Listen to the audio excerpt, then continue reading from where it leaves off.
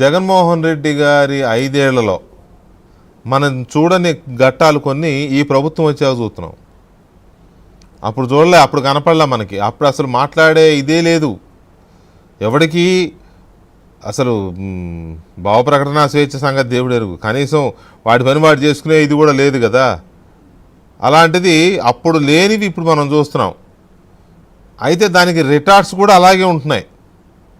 ప్రజల్లోనో లేకపోతే అధికారుల్లోనో ఆ రకమైన ఒక మొండితనం, ఒక పట్టుదల, ఒక తిరుగుబాటు లాంటిది వస్తూ ఉంది. ఒకసారి ఒక 2-3 ఎగ్జాంపుల్స్ చూపిస్తాను. అది అయిన తర్వాత అప్పుడు లేనిది ఇప్పుడు ఎందుకు వస్తుంది అనేది ఒకసారి చూద్దాం.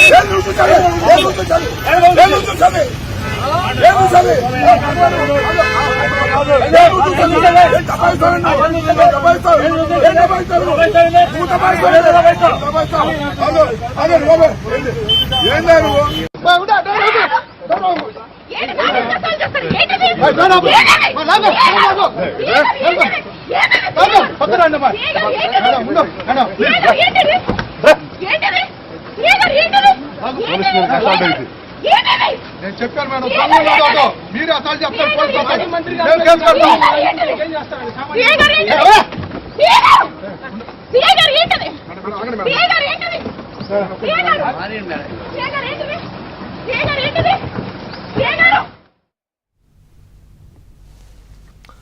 ఇంకా అది నిజానికి ఇంకా చాలా డీటెయిల్డ్ వీడియోస్ అవి ఉన్నాయి.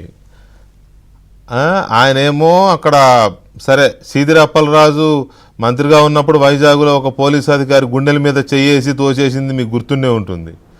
ఇప్పుడు పోలీసు అధికారుల మీద తిరగబడడం, వాళ్ళ విధులకు ఆటంకం కలిగించడం, నోటికి వచ్చిన మాట్లాడడం.